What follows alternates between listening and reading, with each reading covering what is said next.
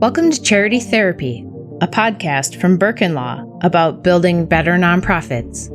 I'm your host, Jess Birkin. Hello, and welcome to this episode of Charity Therapy. Today, I am joined by Simon Scriver from Fundraising Everywhere and Everywhere. Simon does all the things. He's a fundraising pro, a coach, a teacher, a speaker, so much more.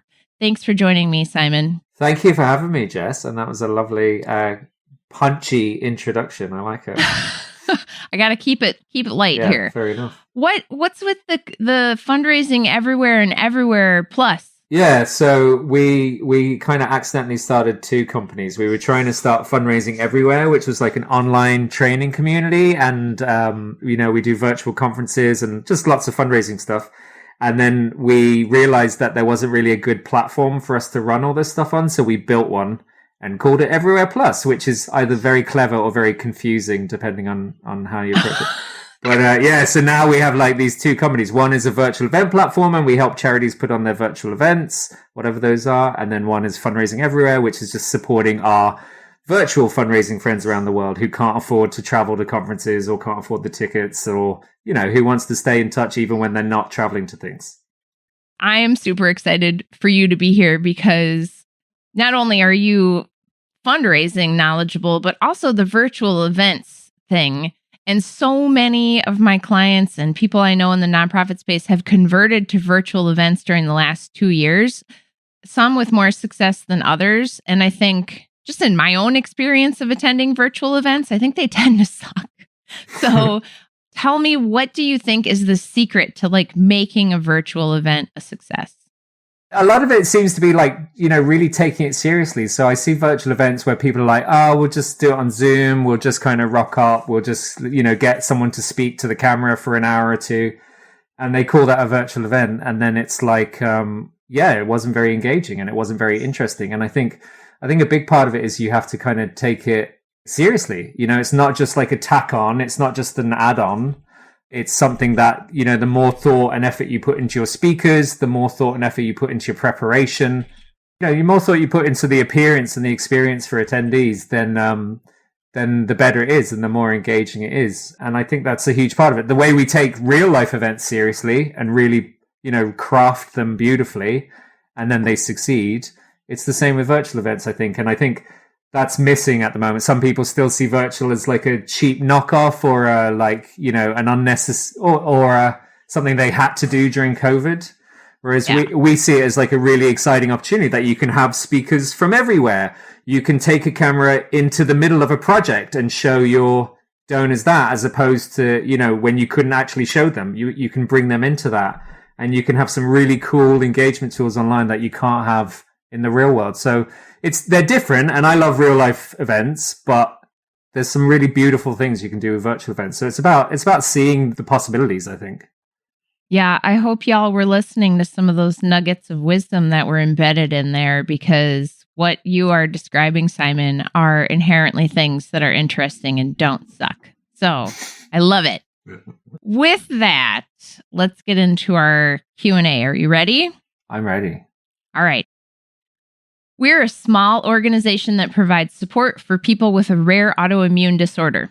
We were doing in-person events before the pandemic, but one surprise during the past few years is that we actually have better attendance at our virtual events. It seems obvious in retrospect. These are immune-compromised people, even when there's not a worldwide pandemic.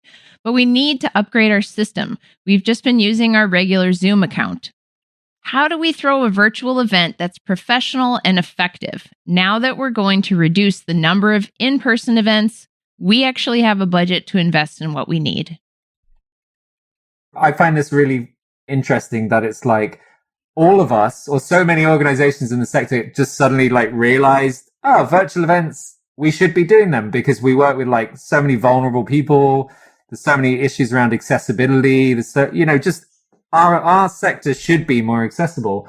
And yet this is a real surprise for so many of us, when we were forced to do it in COVID, that actually, yeah, more people do attend and you can reach people who are outside of it. And, you know, some of our clients have raised more in their virtual events than they ever raised in their physical events simply because they've got more people in. So my answer to this question would be genuinely get advice. So you don't have to get advice from me, but talk to an expert, because there are experts out there who do virtual events every day, every week, and have done this stuff. And so in the same way that you wouldn't set up a physical event, you know, without any experience, you wouldn't embark on a direct mail campaign without any experience. I mean, you might, but you shouldn't, or you need to like put the time aside to really educate yourself and learn from it. So I think it's the same thing. It's like, for some reason we do have this thinking, like I said before, that virtual events are just like this cheap, quick afterthought, but they're not. Like it's a medium, it's a craft. And so it's like you either put the time and the budget into one of your team or some of your team learning this stuff. And there's plenty of online courses, and we run some free training around how to do better virtual events at Everywhere Plus.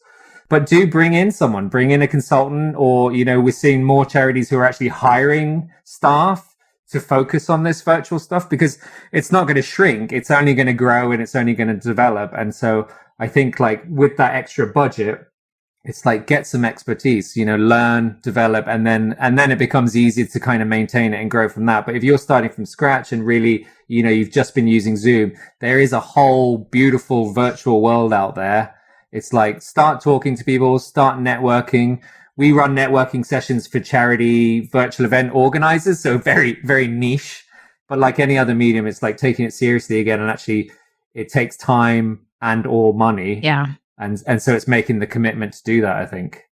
I love the recommendation to get advice from somebody who specializes in virtual events, because I have nothing to back this up. Just my gut feeling says that there are a lot of in-person event planners that now claim to be able to do virtual events. And those are probably the events that most closely mirror, oh, here's a bunch of conference rooms and here's the vendor hall, and we just replicated that in a virtual space and we called it good.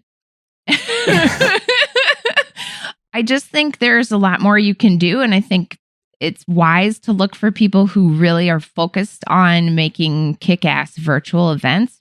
And I also think there is a certain habit that we have in the nonprofit sector of looking at other nonprofits that maybe are bigger or older or something and seeing, oh, this is what worked for the United Way, or this is what worked for Big Org number 7.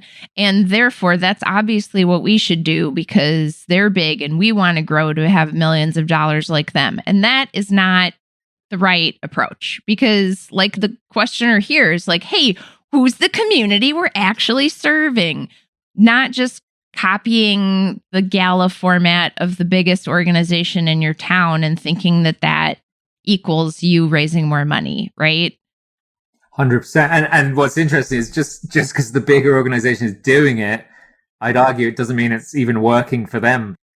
Well, and I just want to close this one out by saying shout out to y'all for setting a budget for virtual events. Like, I feel like it's that just, yes, good job. This is not just an afterthought. You're actually approaching it thoughtfully and putting some money behind it. I love that. So kudos to them. And the bravery of reducing in-person events, because I know like the amount of organizations I've worked with over the years who keep doing a physical event because they've always done it. And it's like they're losing money every year on it. It's like, but our board loves it and and it's like, cut it out if it's not working. Yeah.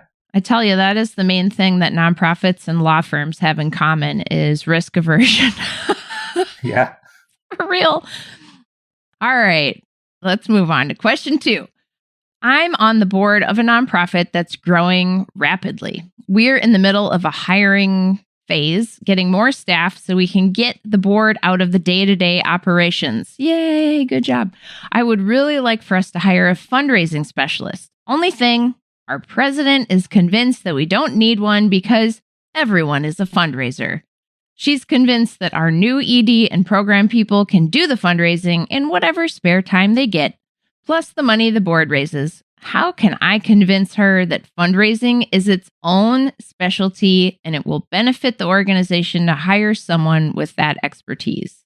Madam President, you are wrong. Just play this Tear episode. down this wall. Yeah. Oh God, this is like the professional fundraiser's bane of our existence, is this idea that it's like, anyone can do fundraising and just do it in your part time, and just like not taking it serious when it's a profession. And like the previous question, the more seriously you take it, the more effective it is. But I think this phrase, everyone is a fundraiser, I think that's like a key phrase which has been, I was going to say soiled. Maybe that's the wrong word. But it's been, let's use it. It's tainted. Yes. Yeah, it's been soiled. Okay, thank you. It's been soiled. And I think it's like, it's not that everyone is a fundraiser. I think the phrase should be everyone has a role in fundraising. You know, so whether that's your board members thanking people or sharing their personal story of how they got involved, or making introductions, or supporting you as a fundraiser even. You know, they all have a role in fundraising, but it doesn't mean that they should be asking. And I think if you go in expecting everyone in your organization and everyone on your board to ask, you're in for trouble, because A, they're not very good at it, and B, it starts to piss them off and they start to leave the board and they start to whatever. So I think it's like your fundraiser is a fundraiser and everyone else is kind of feeds into it and supports them. But I think, you know, to the question of how you convince your ED on how to agree with that and how to take it seriously, in my experience, you can't convince your ED yourself, your board and your ED. They won't listen to us internally. And I think actually what I found works best is to bring someone in from the outside. So bring in like a consultant or someone from another charity who's done this successfully, you know, who's grown their fundraising successfully, and get them in front of the board and the ED for 10 minutes to like answer questions and talk through it. And then they seem to take it seriously. And I've had, like, as a consultant, I've had lots of bits of work where literally someone has just paid me to go in and tell the board exactly what they've been saying for 5 years. And then it's like, oh, yeah, that is a good idea. Let's do that. That is the God's honest truth when you work inside a nonprofit, especially, and you bring in the person that's the outsider that they finally listen to. And you're like, I have been saying this same thing. Damn it. Yeah. Oh, it's so true, though. 100%. And fundraisers are really generous with their time. So I like bringing in like fundraisers from other charities who are maybe a couple years ahead of you, you know, who've done this thing where they've invested in staff properly, and getting them in and just sharing their experience. And I've done it for other charities, and charities have done it for me. And it actually does really work. It's like getting that outside opinion. It's frustrating, but people are more likely to listen to someone who they deem as an expert. Like, I just think it's like, because of the hierarchy of an organization, it's like they naturally look down on you a little bit and they naturally second guess you or challenge you. They feel that's their role. Whereas when you bring an outsider in, it's like just gives them a bit of authority. So that would probably be my big advice, is like, is stop trying to convince them because it's hard, and actually wangle your way into getting someone into and prepping them exactly what to say when they stand in front of your ED or your board. That seems to help. Yeah, I love that. And I kind of love embedded in there, like the idea that good ideas can come from program staff. Yeah. Get off your pedestal thinking that if it's not your idea, it must not be a good idea. Check your ego at the door, please. I just do want to give this group a shout out for actually going through that struggle, the growth struggle, and getting the board out of the day-to-day. That's a really tough time as well, just from an org theory and development perspective, to try and like separate yourself from like, we've been rolling up our sleeves and doing everything to I can see how that's hard to do. You're growing really fast and they're hiring all this staff, and there can be a little bit of like anxiety around that, whether it's like anxiety, like, can we actually sustain all these employees, or you're taking away my work? People get really bent up about that. So who knows? Maybe the president is one of the top fundraisers at the organization, and there could be also something going on psychologically where she doesn't want to give up her agency in that role because it is fun and she knows that part. So I would also kind of like have some conversations with the president around if that's the case, if they are a top fundraiser. Yeah, you're so right, because I mean, you can't build a sustainable fundraising program on that. You can't build a sustain on people doing it when they have time and when they feel like it and when it suits them. To build like steady growth, you need a fundraiser. I mean, if you compared it to like the private sector, it's like you'd never think a company could just have, oh, your marketing department. No, we'll all do marketing just in our spare time. It's like, no, you need a marketing person or you need a salesperson. Right. But again, kudos to this person, because it's like you're on the board and you truly understand this need to invest in fundraising. And so shout out to this person. All right, here we go. Last question. Working in development, I feel like my staff and I always run into this idea that we're doing the, quote, unsavory work in the nonprofit sector. Some other folks in our organization assume that we're doing shady things to get the big money, and I can tell it affects the morale of my team. How do I combat this and make sure people know that we have strict ethical standards? Oh, I love this question. Yeah, I like the use of the word shady. Not that they're doing anything shady, but it just, the possibilities of doing shady stuff is very interesting. I think that's a movie waiting to be happened. So, yeah, I think this is a common challenge for fundraisers, isn't it? It's like the rest of the organization looks down on fundraising a bit. Most people in charities, they kind of see fundraising as a necessary evil or something to be a bit embarrassed about, or something, they have to do but don't really want to do. It's one of the reasons that I left my last in-house charity job, and I don't think I'd ever work in-house in a charity again. I just don't have the mental strength for it anymore to like deal with this internal conflict. Conflict is a bit strong, but convince internally that fundraising is good.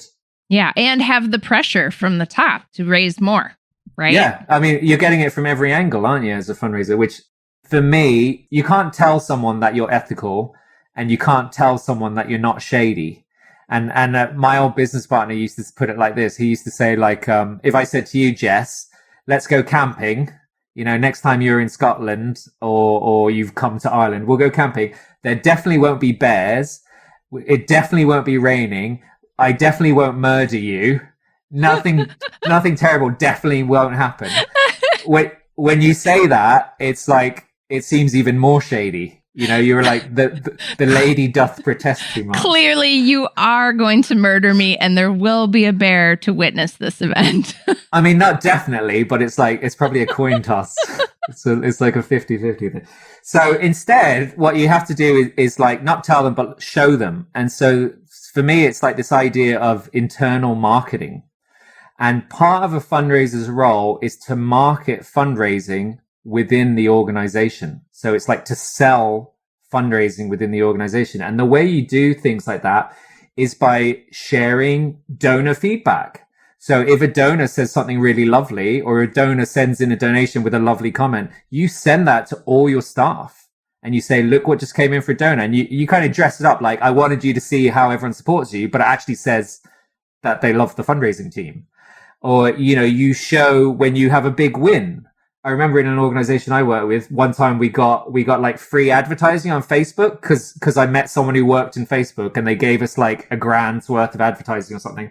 And when I told all the staff, they were like, "Oh my God, Facebook!" They felt like Facebook had noticed us, and suddenly it was like, "Wow, fundraising is opening this door to Facebook." And so I think that's a lot of what it is you have to like think of your co-workers and your board and your, everyone within the organization. You have to think of them as an audience, as a segment of your audience. And you have to consider what your stewardship is for them. Like, what are your newsletter updates to them? What is what events do you bring them into that's going to get them excited?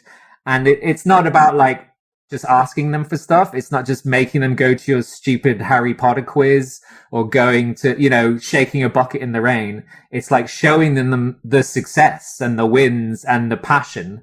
And then it begins to get contagious. And I remember the last in-house job I did this, this was part of my mission, was internal marketing. And by the time I left, it was a small organization, but by the time I left, half of the staff had set up monthly direct debits donations. Oh, wow. So they had become my donors. not from me directly asking them, but just showing them that this is what people did, and people got something out of it when they became monthly donors. Like, it was a good feeling and good stuff was happening. And they started to come on board, and they never saw themselves like that before, but suddenly they were like buying into the organization in the way that outsiders would, because we positioned it slightly different. We'd marketed it. So it's really interesting. I hate dealing with it directly, but I love working with fundraisers to try and like win over their team and the people around them. I find that really interesting. I love your description of the employee giving, because that may be the one time that I want to like clap and be like, yay for employee giving. Because usually I'm just like, boo, they're forcing you, because that's how it's done a lot of times. So I love that. There's something in this question that reminds me of high school. There's like a social factor that goes on where the people that are in fundraising, like, where does this come from? That the other staff think fundraising is bad. And I'm like, it's almost like it's like the group of popular kids. And if the popular kids are friendly and like everybody knows the prom queen and the football guy and whatever, and they're like, yeah, I'm popular and I'm really nice to everybody, then it's like everybody just likes them. But if they're kind of like mean, it's like Lindsay Lohan, like Mean Girls, where, maybe like people have been rude to me. And so now I'm a little cold and standoffish and I just focus all of my love and attention on the major donors. Now it becomes cliquey. And I just feel like there's some social psychology thing that you have to, like, you just nailed it with that. That's an internal audience. I'm like, yes. Don't let it turn into some high school drama where you set up this cultural dynamic where everybody shits on the fundraisers. So we're just mean to everybody. And then that just sets the dynamic for, Get the fundraiser, stuff him in his locker. Like I was totally bullied as a fundraiser. Yeah. Fundraising is like, people don't like it because it's not why they got involved with the charity. It's not why they work there. They kind of don't understand why we should be asking for money, why we have to ask for money. And I get that. And I think it's like we have to, as fundraisers, we have to empathize with these non-fundraisers. You've got to like get them caught up in it. So, passion is contagious. And if you love fundraising and you're doing good fundraising and you're getting them involved in the right things and talking to them in the right way, they get behind it. But it takes work, and it's something that you have to like carve out time for it. You have to say, I'm going to put like 2 hours a week into internal marketing. Or I'm going to make sure I send out an email every week as an almost like a newsletter for people. Like, this is the great stuff that happened in fundraising and this is what we achieved. And I think we have to take that approach to it. And for this questioner, this department director, I also feel like I would kind of take a look beyond your own department and see if the leadership at the organization is also recognizing the great work that is happening at the program staff level. Because I feel like a lot of times fundraising staff get a lot of accolades for like, oh, great job getting that big gift or like that big grant. And maybe we're not really, recognizing the people who are in the trenches doing the program work in the field or whatever. And it's like, I just think that high school thing is like, look outside your department and help the organization celebrate all of their outcomes on the program staff side too, So being able to be a part of that could be good. It's just about being mindful, we have to really ground ourselves and come back to that it's like, look, this is a united front. We're trying to achieve the same thing. We might see it in a different way, but we have to work together on this, both program side and fundraising side. But it's part of your fundraising job. And if you think it's just going to happen, it's not. You've got to this is part of your role, is to carve out time to manage the people around you inside there. And it's actually quite a fun part of the job once you start to see it as part of your job. I like it. Yeah, that's why you're good at what you do. All right, so here's some nuggets that I have jotted down, and tell me if you think I've missed any, Simon. But here's what I've got. First of all, please take your virtual events seriously. They are not just like an add-on, right? Make it interesting. Be thoughtful. Consider the viewer. Secondly, good things cost money. Good events, good fundraising. Set a budget, plan to spend money on these things. It's worth it, right? There's the old adage, you got to spend money to make money. Third, everyone is not a fundraiser, but everyone has a role in fundraising. And then finally, remember that you as an organization have an internal audience and that you need to market your fundraising efforts to them internally, not through, put you in a headlock and try and make you give part of your paycheck to us, but by showing the wins and the passion that donors have for the mission. Amazing. Simon, if people want to connect with you online, where can they find you? I am at fundraisingeverywhere.com. Fundraisingeverywhere.com is the fundraising community. So you'll see me at a lot of events virtually there. We'd love to have you join us. We have lots of free events if anyone wants to pop in. I'm on Twitter as Toast Fundraiser, at Toast Fundraiser. So if I'm not on there, just wait a week and then I'll be back.